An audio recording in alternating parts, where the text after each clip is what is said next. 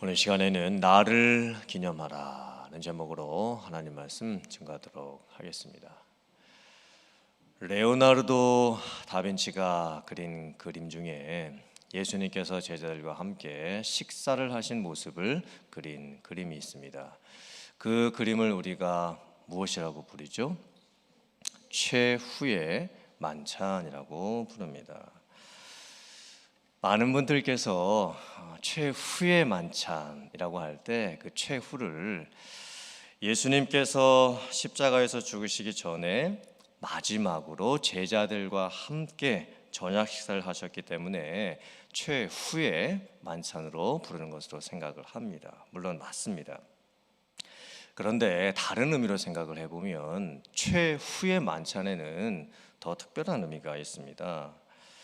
그 의미는 무엇이냐면 최후의 의미는 유월절 식사를 앞으로 더 이상 하지 않아도 된다라고 하는 의미에서 최후의 만찬입니다. 즉 무엇을 먹지 않느냐라는 의미에서의 최후의 만찬입니다. 예수님께서 제자들과 함께 십자가에서 죽으시기 전에 하셨던 식사는 마지막 유월절 식사였습니다.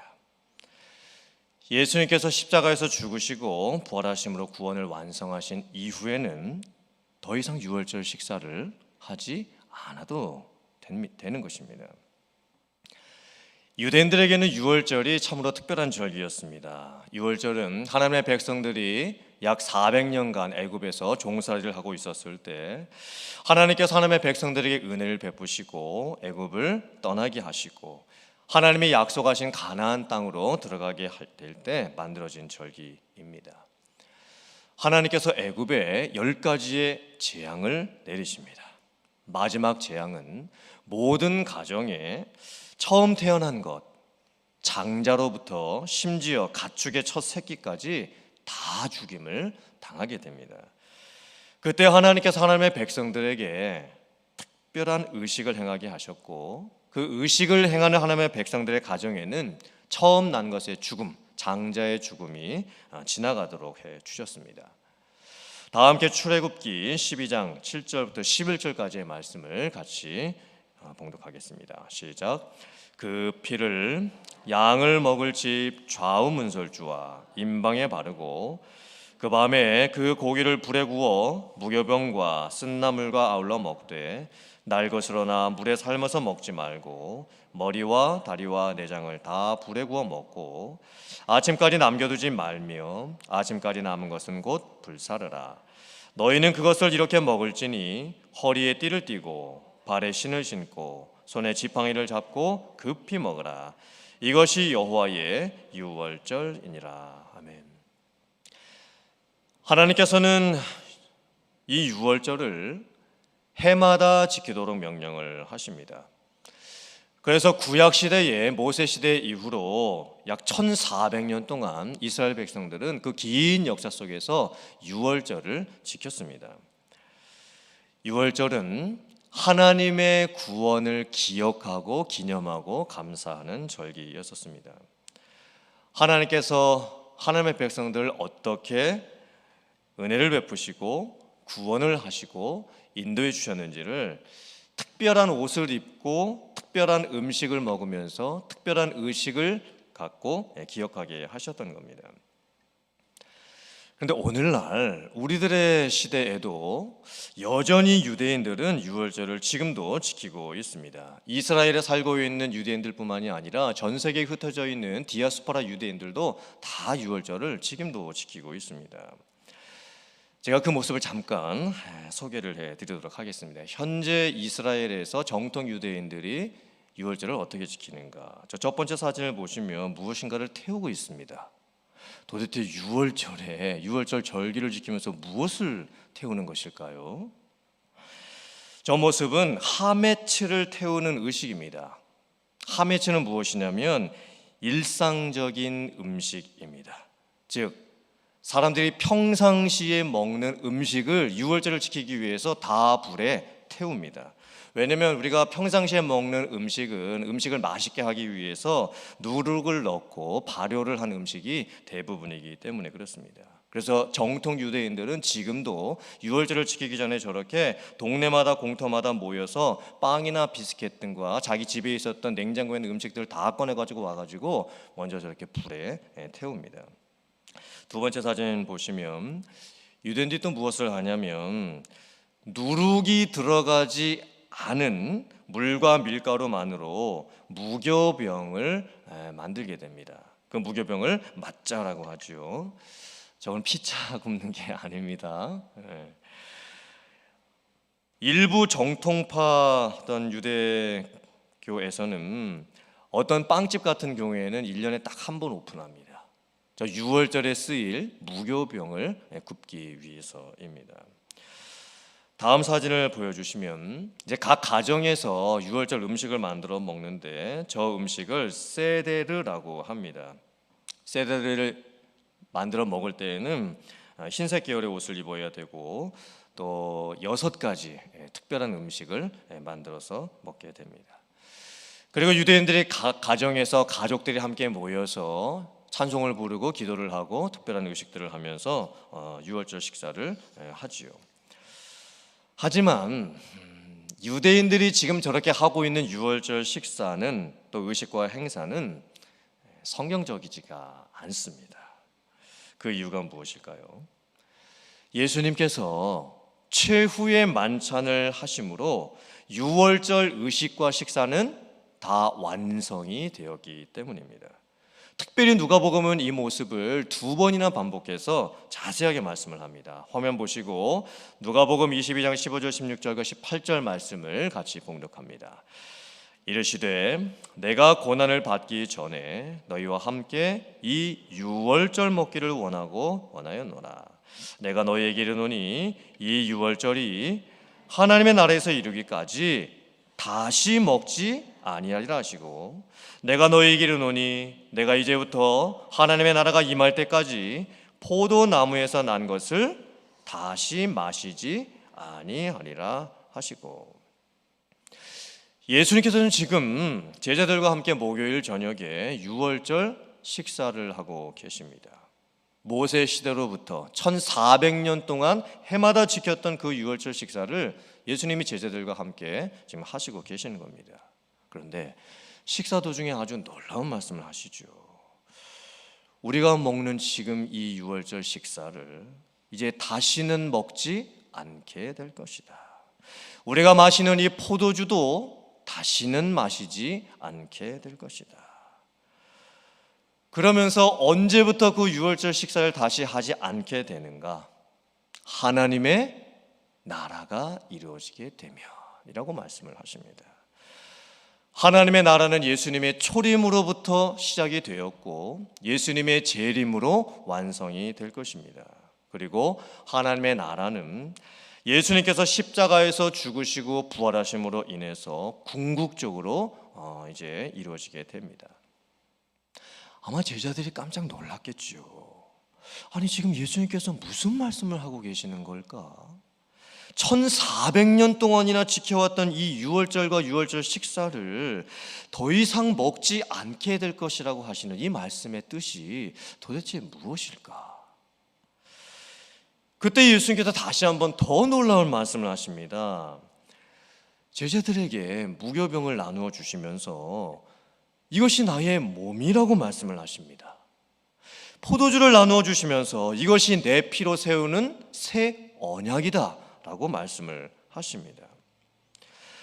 예수님께서 지금 유월절 의식과 유월절 식사 안에 담겨져 있는 그 옛 언약의 의미를 새롭게 바꾸고 계십니다.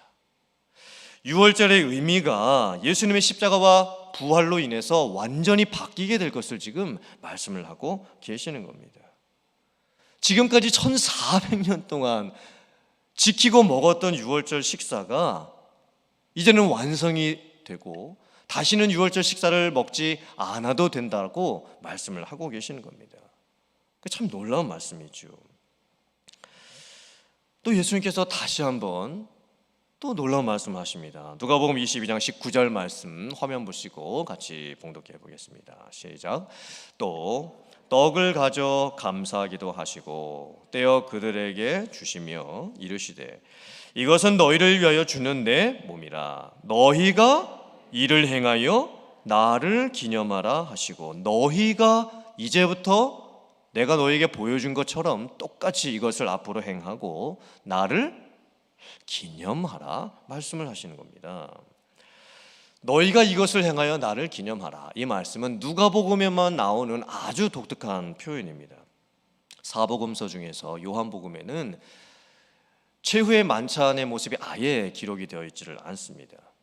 그리고 마태복음과 마가복음에는 단순하게 예수님께서 떡과 잔을 가지고 이 마지막 식사를 하셨던 모습만 기록이 되어 있지, 누가복음처럼 너희가 앞으로 이것을 함으로써 나를 기념하라는 말씀이 없습니다. 예수님께서 지금 제자들에게 독특한 명령을 하고 계십니다. 내가 오늘 너희에게 떡을 나누어 주고 포도주를 나누어 주면서 했던 이 의식을 앞으로는 너희들이 계속 해야 한다. 그리고 그 의식을 함으로써 나를 기념해라. 그러므로 예수님께서 제자들과 함께 하셨던 이 만찬은 유월절 식사가 완성되는 최후의 만찬이기도 하면서 최초의 만찬이기도 합니다. 성찬식이 제정이 되는 최초의 만찬이 되는 것입니다. 그러므로 이 사건은 너무나 특별한 의미를 가지고 있습니다. 예수님과 제자들이 최초의 만찬, 성찬식을 하게 되었고, 그 이후로부터 초대교회 성도들은 모일 때마다 성찬식을 하게 됩니다. 물론 예수님께서 제자들과 최초의 그 성찬식을 하시고 난 이후에 이 성찬식이 교회 안에 정착이 되기까지는 상당히 많은 시간이 걸렸을 것입니다. 얼마 동안은 유대인들 중에서 예수님을 믿는 사람들 중에서 여전히 유월절을 지키고 유월절 식사를 하는 사람들도 있었을 것입니다. 하지만 시간이 이제 어느 정도 지난 이후에는 성찬식은 예수님을 믿는 성도들이 하는 중요한 의식이 되었고, 초대교회 역사 가운데에서 2000년 동안이나 지금까지 지켜져 오고 있습니다. 여러분들께서는 성찬식을 하시면서 어떤 마음을 가지고 성찬식을 하십니까? 성찬식을 하시면서 어떤 은혜를 받고 계십니까? 정말 그 성찬식에 담겨져 있는 그 중요한 의미를 잘 깨닫고 계십니까? 제가 예전에 미국에 유학 와서 켈빈 신학대학원에서 수업을 들을 때에 숙제가 하나 있었습니다. 천주교 그 성당에 가서 미사 탐방을 하고 성찬식을 어떻게 하는지 보고 오는 그런 숙제였었습니다. 그때 제가 처음으로 성당을 가보게 되었습니다. 그리고 천주교에서 하는 그 성찬식을 제가 보게 되었습니다. 그 성당에서 했던 성찬식의 모습 중에 참 특별한 모습 중에 하나는 무엇이었냐면, 신부님이 앞에서 큰 빵 한 덩어리를 가지고 계십니다. 그러면 떡을 뗄 때, 빵을 뗄 때 성도님들이 자리에서 다 일어나서 한 줄로 신부님 앞에 섭니다. 그럼 신부님께서 그 큰 빵 덩어리에서 한 조각을 떼어서 성도님들에게 하나씩 나누어 줍니다. 어떤 그 천주교 성당에서는 신부님이 큰 빵에서 떡을 떼어서 직접 성도님의 입에다가 넣어주는 그런 성당도 있다고 제가 얘기는 들었습니다. 또 더 독특한 것은 이제 포도주를 어떻게 먹게 되냐면, 신부님이 포도주가 담긴 큰 와인잔 하나를 가지고 계십니다. 그럼 또 성도님들이 줄을 서서 이제 신부님 앞에 한 명씩 오게 되고, 그 포도주가 담겨져 있는 와인에 자기의 입술을 대고 조금 그 포도주를 마시게 됩니다. 그리고 나서 신부님이 이제 하얀 깨끗한 수건으로 그 잔을 또 닦아 주십니다. 그럼 그 다음 사람이 와서 그 똑같은 큰 와인잔에 담겨져 있는 그 포도주를 또 조금 마시게 됩니다. 그때 성당 안에 꽤 많은 사람들이 있었습니다. 성찬식만 하는데 거의 한 40분 넘게 했었던 것 같습니다. 이 천주교에서 하는, 성당에서 하는 성찬식이 좋은 점도 있고 또 잘못된 점도 있다고 할 수가 있지요. 좋은 점은 예식을 아주 중요하게 생각을 하기 때문에 이 교회에서 하는 성찬식보다 훨씬 더 경건합니다. 또 교회의 성도의 하나됨을 많이 강조하고 있죠. 큰 빵 하나에서 각각 이 빵을 떼서 주기 때문에, 또 큰 잔 하나에 담겨져 있는 포도주를 나누어서 마시기 때문에 그 성찬식을 통해서 참 이 교회의 하나됨이라고 하는 것을 깊게 깨달을 수가 있습니다. 하지만 천주교 이 성당에서 하는 성찬식에는 아주 잘못된 부분이 한 가지가 있습니다. 그것은 천주교에서는 화채설이라는 것을 믿습니다. 화채설이 무엇이냐면, 성찬식을 하게 될 때에 신부님이 이제 빵을 가지고 또 포도주를 들고 성채성사라고 하는 기도를 하시게 되는데, 그 기도를 하고 나면 빵이 진짜 예수님의 몸으로 바뀌고 그 포도주가 진짜 예수님의 피로 바뀐다라고 믿습니다. 이게 잘못된 점이죠. 이거는 성경적이지가 않습니다. 그럼 우리는 어떻게 이 성찬식을 믿고 하는 것일까요? 우리는 성령 임재설을 믿습니다. 장로교회에서는 성찬식을 할 때에 예식을 중요하게 생각하기보다는, 어떤 의식과 순서를 중요하게 생각하기보다는 성찬식을 할 때에 성령의 임재와 성령의 역사를 아주 중요하게 생각을 합니다. 떡은 떡일 뿐입니다. 어떻게 떡이 실제로 예수님의 몸으로 바뀔 수가 있겠습니까? 포도주는 포도주일 뿐입니다. 어떻게 포도주가 예수님의 진짜 피로 바뀔 수가 있겠습니까? 그런데 성찬식을 할 때 성령께서 우리의 각 심령에 임재하십니다. 성령께서 교회에 임재하십니다. 성령께서 함께 해주십니다. 그리고 그 예식 중에 성령께서 우리의 마음을 열어주십니다. 성령께서 성찬식의 의미를 깨닫게 해주십니다. 그리고 성령께서 예수님과 함께 연합하게 해주시고, 성령께서 성도와 성도가 서로 연합하게 해주십니다. 이것이 성찬식의 의미입니다. 우리는 그렇게 함으로써 예수님의 몸과 피를 기념할 수 있게 되는 것입니다. 오늘 저희가 이제 하게 될 성찬식은 참 중요한 의미가 있는 예식입니다. 먼저는 우리 각 성도가 새 언약에 동참하는 것입니다. 옛 언약은 지나갔죠. 예수님이 완성하셨습니다. 그리고 이제 예수님께서 자신의 몸과 피로 세우셨던 새 언약에 우리가 동참을 합니다. 그리고 성찬식을 통해서 나와 예수님이 연합이 됩니다. 나와 예수님이 하나가 되는 것이죠. 주님이 내 안에 계시고 내가 주님 안에 있게 되는 것을 체험하게 됩니다. 마지막 성찬식의 의미는 성도와 성도가 연합이 됩니다. 다 다른 모습을 가지고 있는 우리들이, 믿음의 분량도 다 다른 우리들이 이 성찬 예식을 통해서 서로가 하나 되는 것을 경험을 하게 되는 것입니다. 그러므로 사랑하는 성도님들, 오늘 성금 예배를 드리고 이제 저희들이 성찬식을 할 때에 오늘의 예배와 이 성찬식을 통해서 정말 특별한 은혜가 여러분들에게 임할 수 있기를 주님의 이름으로 축원합니다. 성찬식을 함을 통해서 단순히 이것이 예식으로만 그쳐지는 것이 아니고, 삶 속에서 이제 주님과 함께 동행하며 주님과 함께 살아가며 주님과 함께 걸어갈 수 있는 여러분들 다 되실 수 있기를 주님의 이름으로 축원합니다. 아멘.